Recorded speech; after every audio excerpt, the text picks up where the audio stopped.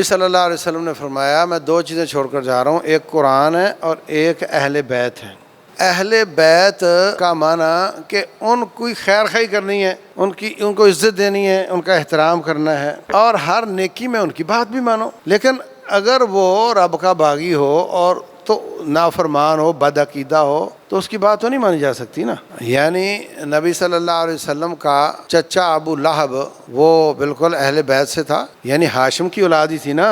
اللہ فرماتے ہیں سیصلی نارا ذات لہب، آگ میں جائے گا۔ تو معیار یہ ہے کہ وہ تعلق کے ساتھ ایمان ہو۔ اہل بیت سے ہدایت لینے کا نہیں کہا اذکرکم، میں تمہیں ان کے بارے میں نصیحت کرتا ہوں کہ ان سے خیر خواہی کرنی۔ اللہ فرماتے ہیں جاہد الکفار والمنافقین، منافقوں سے جہاد کرو اور کافروں سے جہاد کرو۔ جاہد الکفار والمنافقین، کافروں اور منافقوں سے جہاد کرو۔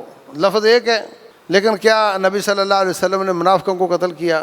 نہیں کیا۔ ان کو ان کے حساب سے ڈیل کیا اور ان کو ان کے حساب سے ڈیل کیا، اور لفظ ایک ہے دونوں کے بارے میں۔ تو میں تمہارے بیچ میں چھوڑ کے جا رہا ہوں کتاب اللہ کو اور اہل بیت کو۔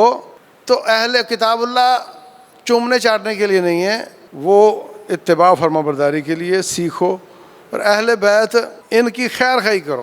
ایک مثال یہ ہوگی۔ دوسری مثال آپ کو رسول اللہ صلی اللہ علیہ وسلم کی ایک حدیث سناتا ہوں۔ آپ نے فرمایا کہ الدین النصیحہ، دین خیر خواہی ہے، ٹھیک ہے؟ خیر خواہی کس کے ساتھ کرنی ہے؟ اللہ کے ساتھ۔ قلنا لمن یا رسول اللہ، خیر خواہی کس کے ساتھ؟ آپ نے فرمایا اللہ کے ساتھ خیر خواہی کرو، رسول اللہ کے ساتھ خیر خواہی کرو، اپنے حکمرانوں کے ساتھ خیر خواہی کرو، اور عام مسلمانوں کے ساتھ خیر خواہی کرو۔ اب نبی کے ساتھ خیر خواہی اور طرح کی ہے، اللہ کے ساتھ اور طرح کی ہے، اور عوام کے ساتھ خیر خواہی اور طرح کی ہے۔ لفظ ایک ہے، خیر خواہیاں مختلف ہیں، سمجھ آئی؟ تو یہ لفظ کہ میں تمہیں دو چیزیں چھوڑ کے جا رہا ہوں، ایک کتاب اللہ اور ایک اہل بیت، تو اس کا مطلب یہ نہیں کہ وہ بد عقیدہ بھی ہو تو اس کی قرآن کی طرح اطاعت کرنی ہے۔ ان کی اطاعت قرآن کو اس کی وضاحت صحیح مسلم کی حدیث میں ہے۔